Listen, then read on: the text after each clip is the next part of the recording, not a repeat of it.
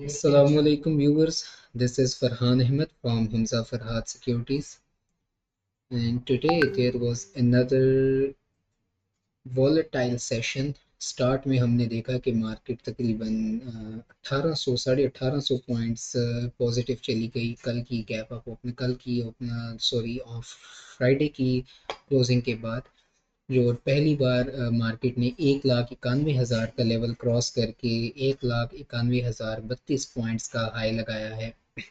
जबकि हम later on हमने देखा कि मार्केट में कुछ प्रॉफिट टेकिंग का ऑब्जर्व हुई और 1,88,268 पॉइंट का मार्केट ने इंट्राडे लो लगाया और 1,89,788 पॉइंट्स पर आज इंडेक्स बंद हुआ है।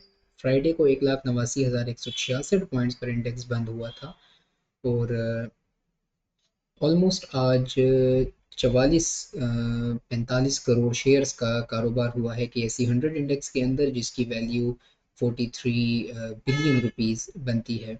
सेक्टर वाइज आज एक काफ़ी वॉलेटाइल सिचुएशन रही है, कमर्शियल बैंकिंग सेक्टर में भी, cement sector, oil and gas sector में, investment banking sector, fertiliser sector में। At the end of the day जो इंट्राडे गेन्स थे सुबह के, वो आज ये रिमूव हो गए और ये में profit taking at the and हमें देखने में मिली। ऑटोमोबाइल सेक्टर ने आज काफ़ी टाइम के बाद अच्छा परफॉर्म किया है, ऑलमोस्ट 190 पॉइंट्स इंडेक्स में ऐड किए हैं। टेक्नोलॉजी सेक्टर भी आज चला है, 125 पॉइंट्स इंडेक्स में इसने ऐड किए हैं। कंपनी वाइज साजगार आज देखें लॉक रहा, बहुत अच्छी परफॉर्मेंस दी इसने, 139 पॉइंट्स इंडेक्स में ऐड हुए। इसी की वजह से मेनली आज इंडेक्स में तेज़ी ऑटोमोबाइल सेक्टर में तेज़ी नज़र आई। मिलर ट्रैक्टर भी हमें काफ़ी टाइम बाद चढ़ता हुआ नज़र आया है, 56 पॉइंट्स इसने इंडेक्स में ऐड किए हैं। टेक्नोलॉजी में सिस्टम्स ने आज काफ़ी अच्छा परफॉर्म किया, 108 पॉइंट्स इंडेक्स में ऐड किए हैं। एफएफसी ने ऑलमोस्ट एक फ्लैटिश सी क्लोजिंग दी है।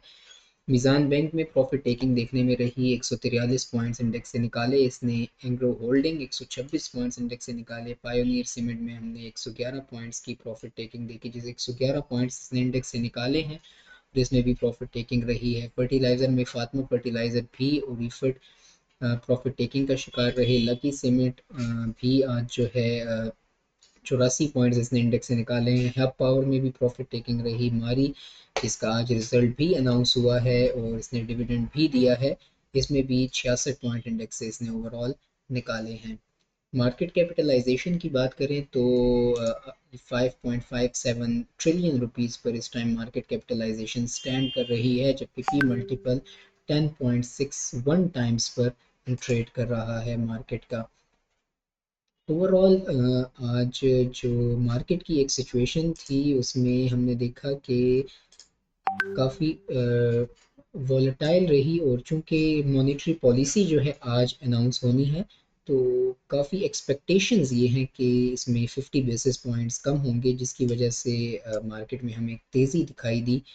और मारी एनर्जीज़ का जैसे मैं आपको बता रहा था कि आज इनका रिजल्ट था, इनकी जो 8.30 का इन्होंने डिविडेंड दिया है, इनकी जो ईपीएस है वो 10.66 रही है। अब कल एफएफएल की और लकी सीमेंट की का रिजल्ट है, लेट्स सी कि उनका रिजल्ट कैसा आता है।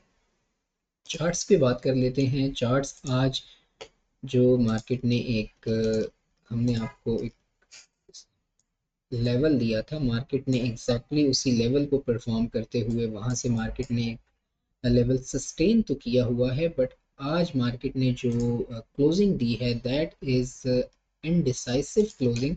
मार्केट ने आज का ये हाई प्रिंट करने के बाद एक डाउनवर्ड मूवमेंट दी और इतनी शार्प मूवमेंट आई, इसमें सेलिंग आई कि जिसने प्लस से इंडेक्स को लाकर नेगेटिव में खड़ा कर दिया। अब अगर हम इसको शॉर्टर टाइम फ्रेम पे बात करें तो आपको कुछ चीज़ें मज़ीद क्लियर होंगी कि देखें आखिर तक मार्केट ने कोई हमें एक पॉजिटिव साइन नहीं दिया। यहाँ पर भी मार्केट में कोई मॉर्निंग स्टार नहीं बना था।